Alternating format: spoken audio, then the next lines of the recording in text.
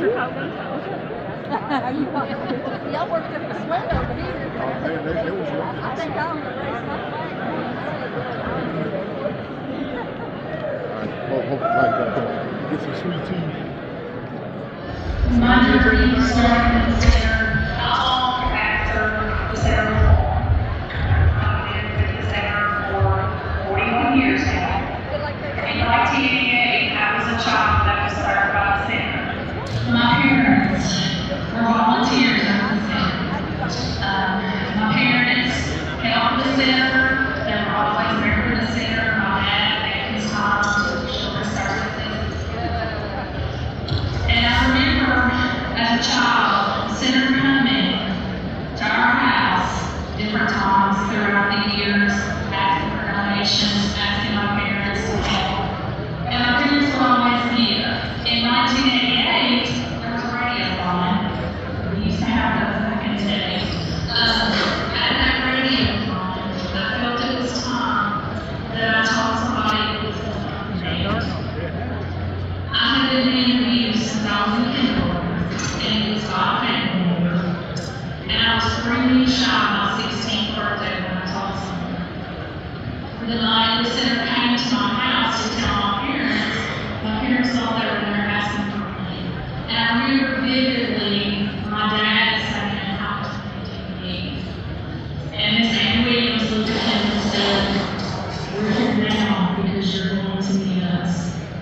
That night in 1988 was the first night since kindergarten that I was able to go to bed knowing that my abuser would not hurt me anymore. That is phenomenal.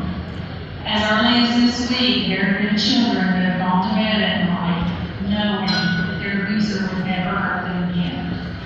It's my goal to make my parents proud. I know that every time I speak for the center, they're with me. They're looking down on me. You know, they didn't know what to do.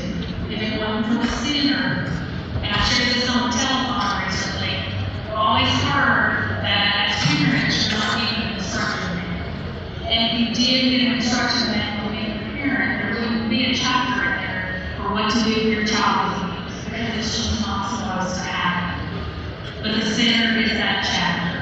They're the ones that fill in. They're the ones that gave my parents the guidance, that give every child and their families the guidance and show them the way. You never know. My parents were volunteers for the center. They were, advocating for children, and they didn't know at the time that it was happening in their own home. So you never know. You never know when you're going to need the center, and you never know what you can give and what the difference it's going to make in the life of a child.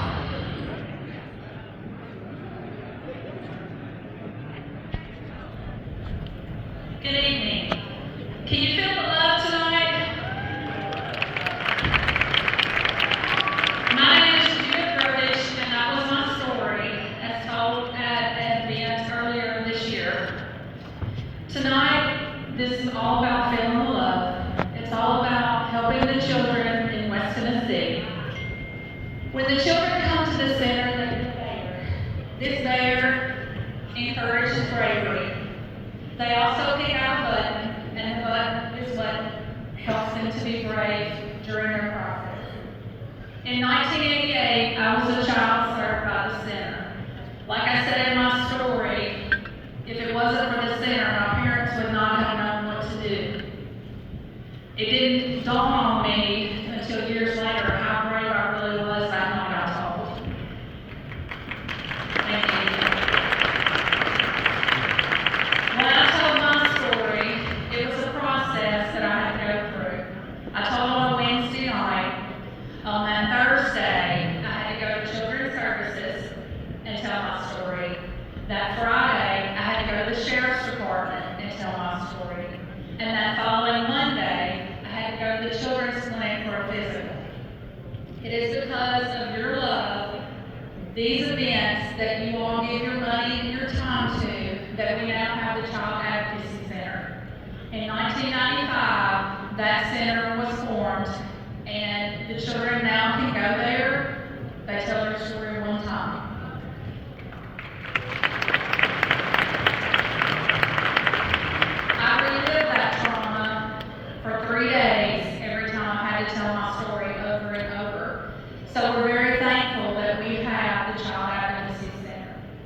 So tonight, because we all love the children of the center, and we love the children in West Tennessee, we're asking that you give back. If someone at your table, there's an envelope under your table runner. If someone will pull out that envelope and pass it or pass what's inside it around to everyone at the table, there are giving cards in there. We want you to fill out these giving cards. We can do an invoice. You can pay by check or you can pay by cash. You can make a one-time donation. You can make a donation every month. Or if you want to give a larger donation, you can have that spread out over 3 years. Again, I want to thank you all for coming.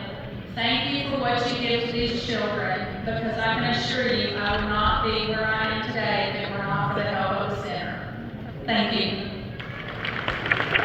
Ladies and gentlemen, can you give a round of applause to Judith today for sharing her story and being kind to all of us.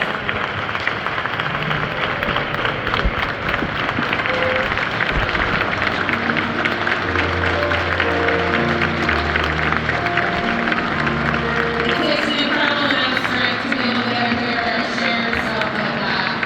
And I think it's just so important to say thank you for sharing what you have been through. And unfortunately, this is the story that rings true for all of these children. What they've been through is so much. And specifically, what she was talking about, the child advocacy centers, it means that the children going through the centers only have to talk about their trauma one time. And it's a really big part of the journey to get them to healing faster, to their recovery faster, so that not everything just only has to be about their trauma all the time. The other thing about the center is that it gives children an opportunity to know that they are not alone in their journey, because unfortunately not every child has their family, their literal nuclear family surround them in their journey. So it provides resources and understanding for people who will be helping them through their recovery and their rehabilitation. And so tonight, if you're willing to give and you can give, please fill out your giving card, but also please remember there's so many ways that you can give back to the center beyond monetary donation. You can volunteer. There's lots of ways that you can give back to this incredible program in West Tennessee. We just want to say thank you again, Judith. We thank you all for being here tonight to support this absolutely important and wonderful thing. Thank you all.